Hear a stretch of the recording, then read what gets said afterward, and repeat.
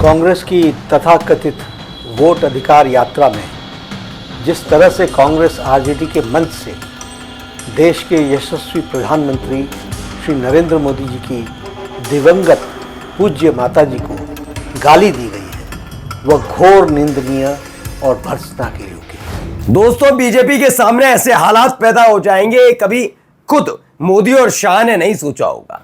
क्यों ना ऐसी बातों पर मुद्दा उठाना पड़ेगा जो दिन रात उनके खुद के प्रवक्ता न्यूज चैनल पर बोलते हैं। भूल गए प्रेम शुक्ला, जिसने मां और बहन की गंदी गंदी गालियां न्यूज चैनल पर दी थी। धिक्कारना चाहिए था ऐसे आदमी को, लेकिन नहीं, उसे तो गोदी में बिठाएंगे मोदी और गोदी में बिठाएंगे शाह।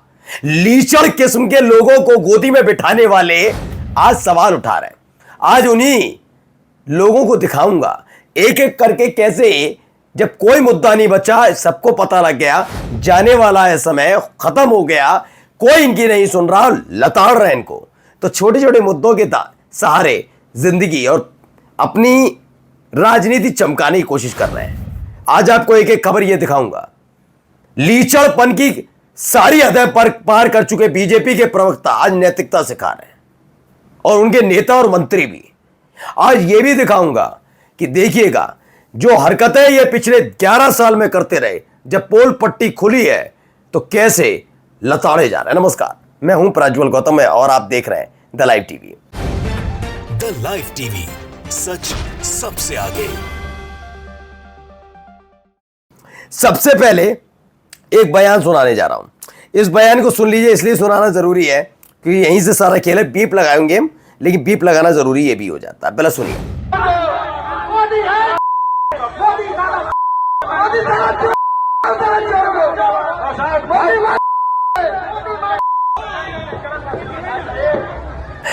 तो ये राधिका खेड़ा ने ट्वीट किया। राधिका खेड़ा पहले कौन थी मैं बता दूं। ये कभी कांग्रेस की एक सक्रिय सदस्य हुआ करती थी। अब इन्होंने जिसका जैसी मर्जी, मैं इस पर कभी टिप्पणी नहीं करूंगा। जिसका जो मर्जी वो जाए, जहां जाना है।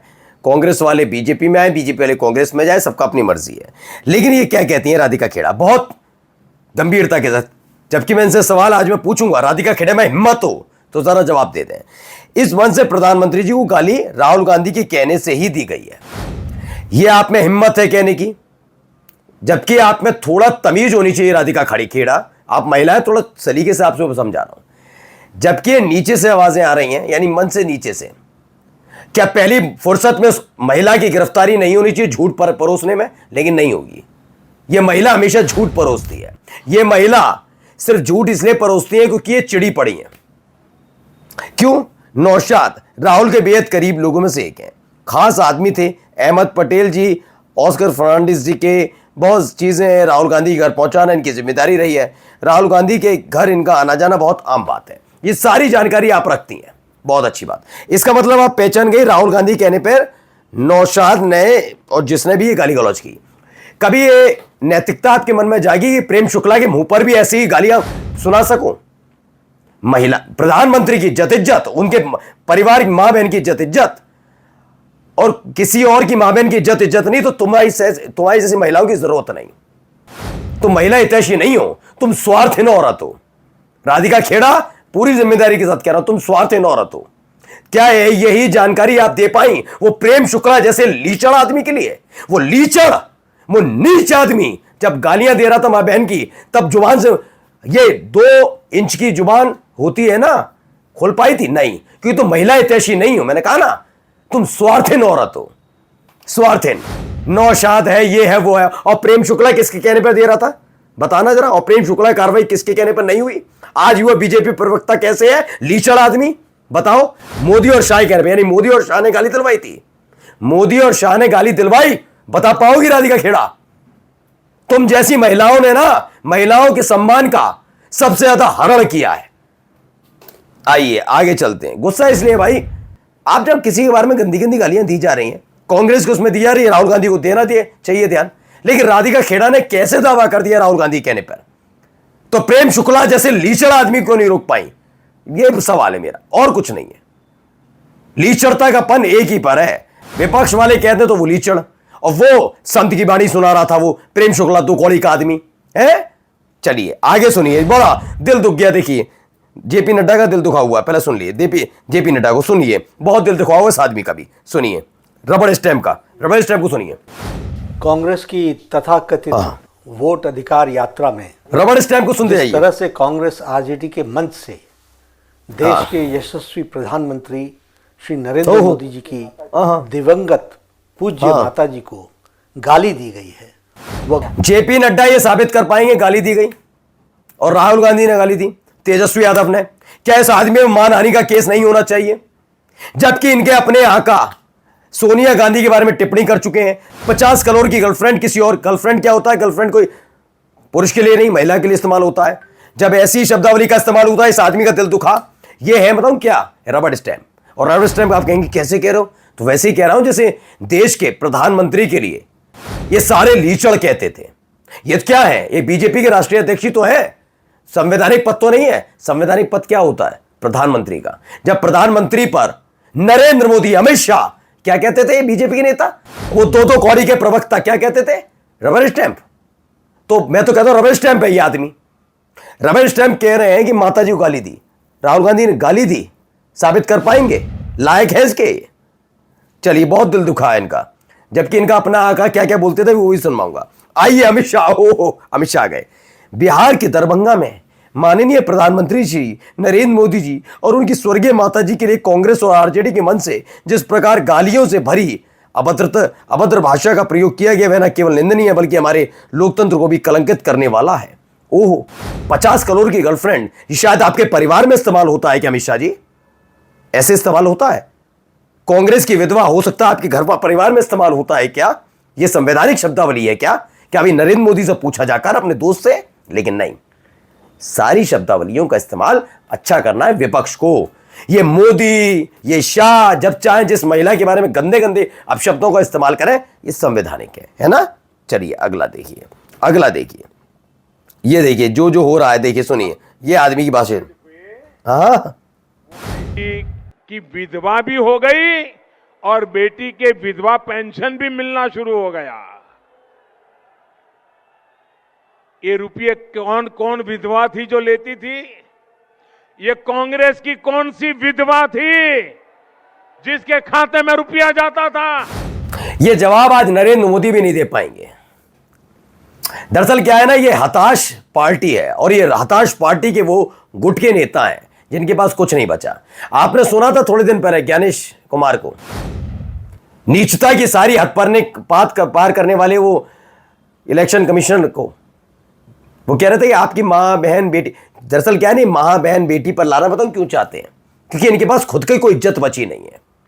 ये आदमी की तमीज है, जो अभी बोल रहे थे ना, इनकी तमीज है। कांग्रेस की विधवा, अभी बहुत सुनाऊंगा।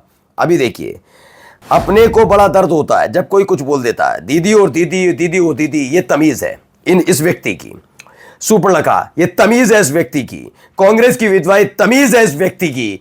तब अमित शाह का दिल नहीं दुखा होगा। हो सकता है अपने घर में दीदी और दीदी, हो सकता है अपने परिवार में सुपर्णखा जैसे शब्दों का इस्तेमाल ये अपने परिवार की महिलाओं के लिए करते हो। कांग्रेस की विधवा जैसी शब्दावली का इस्तेमाल अपनी परिवार की महिलाओं के लिए अमित शाह और जेपी नड्डा करते हो।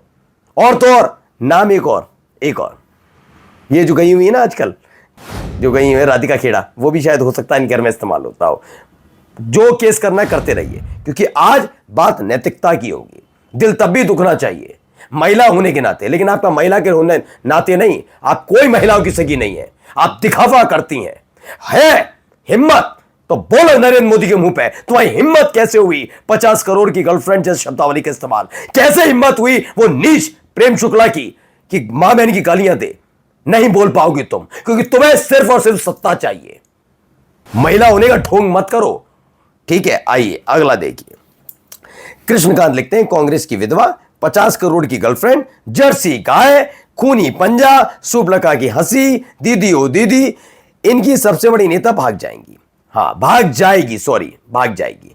यह तमीज इस देश के प्रधानमंत्री की है, यह देश के प्रधानमंत्री की तमीज है। और बीजेपी की जितने नैतिकता आज दिखा रहे हैं नेता, प्रवक्ता, मंत्री, वो सारे शांत थे तब। यानी महिलाओं का सम्मान नहीं चाहते, वो नेता का कवर अप चाहते हैं। वो नेता जो बदतमीजी का लेवल पार कर चुका है, जिस नेता की हिम्मत नहीं कि वो डोनाल्ड ट्रंप का नाम लेकर कह दे वो नीच आदमी है। हाँ, वो अपने लोगों के खिलाफ बोल सकते हैं, राहुल गांधी के खिलाफ बुलवा लो, अपने देश के मुसलमानों के खिलाफ बुलवा लो, सबके खिलाफ। वो डोनाल्ड ट्रंप के लिए 2 शब्द बुलवा, कहलवा दो, हिम्मत है, हैसियत है तो कहलवा दो ट्रंप के खिलाफ कि ट्रंप सबसे बड़ा बकलोल आदमी है, कहलवा दिए जाइए, नहीं कहलवा पाएंगे। आइए, वो चुनाव लड़ने की हिम्मत नहीं करेगी। ये टुच्ची भाषा किसने इस्तेमाल की? आइए जरा संजय जो कह रहे हैं सुनिए। ममता बनर्जी वहां जाकर दीदी हो दीदी हो दीदी, संजय प्रधानमंत्री की भाषा है। ऐसे प्रधानमंत्री बोलता है? गए अभी महाराष्ट्र में, बताइए 84 साल उम्र है शरद पवार जी की, कह रहे ये तो भटकती आत्मा। मैं थोड़ा संजय सिंह से नहीं ताल्लुक रखता हूं, क्योंकि प्रधानमंत्री शब्द का इस्तेमाल ही नहीं करना चाहिए। कोई एक इज्जतदार आदमी, नैतिक व्यक्ति ऐसा इस्तेमाल करता है। प्रधानमंत्री तो दूर की चीज, बहुत बड़ी चीज हो गई। जो आदमी नैतिक ही नहीं है वो इस्तेमाल ऐसा अपने घर में करेगा क्या? क्या इस तरह की शब्दावली का इस्तेमाल करेगा? कर सकता है। जब उसका कोई परिवार ही ना हो तो वो क्या इज्जत करेगा किसी महिला की? खैर, और राधिका खेड़ा जैसी कह रही, मैं फिर कह रहा हूं राधिका जी, ये नहीं करना चाहिए था आपको। फिजूल की कहानियां बनाकर नहीं बोलना चाहिए था। बोलने से पहले सवाल का जवाब बस दीजिएगा।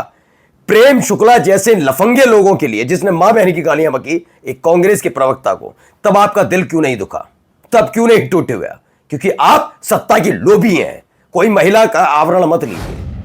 महिला है लेकिन आवरण लेकर राजनीति मत करिए, क्योंकि आपको महिला होने से ज्यादा अपना सत्ता का आवरण चाहिए। आइए, इसीलिए क्या हालत हो रही है देखिए, मुंह लटके हुए हैं गोदी प्रवक्ताओं नेताओं के। जो अगला सवाल हमने सर्वे में जनता से पूछा है, अगले प्रधानमंत्री के तौर पर सबसे बेहतर चेहरा आपको किसका लगता है? देखिए। तो प्रधानमंत्री नरेंद्र मोदी के लिए 52% लोगों ने इस पर मुहर लगाई। वहीं राहुल गांधी 25% वोट राहुल गांधी के लिए गए हैं। ये आ गया, ऐसा लगता है कि नंबर पलट दिया गया। नरेंद्र मोदी के लिए 52%, मतलब आधी से ज्यादा आबादी प्रधानमंत्री के पलट दिया गया। दरअसल हुआ क्या है, खेल यह है कि इनको कुछ ना कुछ करना है। तो अगले पीएम के तौर पर बेहतर चेहरा कौन? नरेंद्र मोदी 52%, राहुल गांधी 25%। अंजना कश्यप परेशान चल रही हैं काफी दिनों से। चल क्यों नहीं है सब जानते हैं। क्यों कह रहा हूं, देखिए, इससे आप समझ जाएंगे। देखिए, इसी देश की जनता कहती कुछ और है। बीते 14 दिनों में और राहुल गांधी के पेज पर कितने लाइक्स बढ़े हैं? 3,78,000। जैसे बीजेपी और कांग्रेस 3,78,000 लोग के पद। मेरी समझ में नहीं आता आज तक वाले कहां जाकर ये सर्वे करके आते हैं। कहीं वही लोग तो नहीं है जो अपने चैनल के दावों पर पलने वाले लोग हैं, उनसे कर लेते हैं? क्या है इनका अपना एजेंडा? क्या है? कितने लोगों के? 63,000 लोग चाहते हैं 14 दिन में उनको, और 3,78,000 लोग चाहते हैं राहुल गांधी को। ये इनकी नैतिकता बताती है। आइए और भी दिखाता रहो। पीएम के लिए राहुल गांधी, पीएम के लिए पसंद राहुल गांधी 66%। ये मैं नहीं कह रहा, न्यूज़ 18 की देख लीजिए। न्यूज़ 18 ने करवा दिया गलती से, और इसे डिलीट करके भागेंगे उससे पहले देख लीजिए। राहुल गांधी को 66% लोग चाहते हैं प्रधानमंत्री के तौर पर।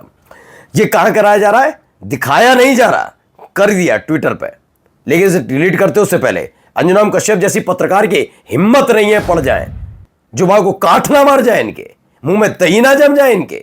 देखिए, राहुल गांधी 66%, नरेंद्र मोदी 22%। ये स्थिति इनकी बन गई है, लेकिन ये नहीं दिखा पाएंगे, स्थिति खराब हो जाती है ना।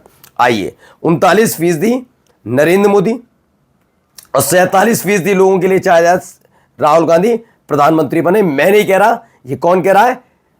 यूपी तक आज तक के नहीं किए उसके, क्योंकि ये चल रहा ऑनलाइन और वो चल रहा है लिखा हुआ। तो लिखा हुआ वाला मैडम को बहुत पसंद आता आजकल। ठीक है, ये तमाशे इनके यहाँ बहुत अच्छा चल रहा है। राहुल गांधी का प्रदर्शन कैसा रहा? 28% लोग कहते हैं अच्छा, और बहुत अच्छा कहते हैं 22%, औसत कैसे 16, और खराब 15% और बहुत खराब 12%। मुंह लटक गया दीदी का।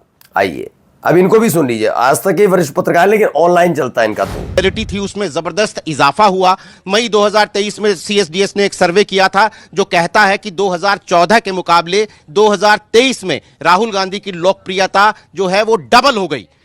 मैं नहीं कह रहा हूं, आज तक के वरिष्ठ पत्रकार कह रहे हैं, लेकिन ऑनलाइन न्यूज चैनल बैठ के नहीं कह पाएंगे। क्यों? क्योंकि वहां ये अंजना कश्यप और बाकी की जो बिठा रखे हैं ये सब, उनको बिठा रखा, उनको है मना है कि मोदी की लोकप्रियता दिखानी है, इधर इधर करते रहिए जो करना है। तो सच्चाई भी कहीं ना कहीं सामने आ जाती है, शर्म आती नहीं।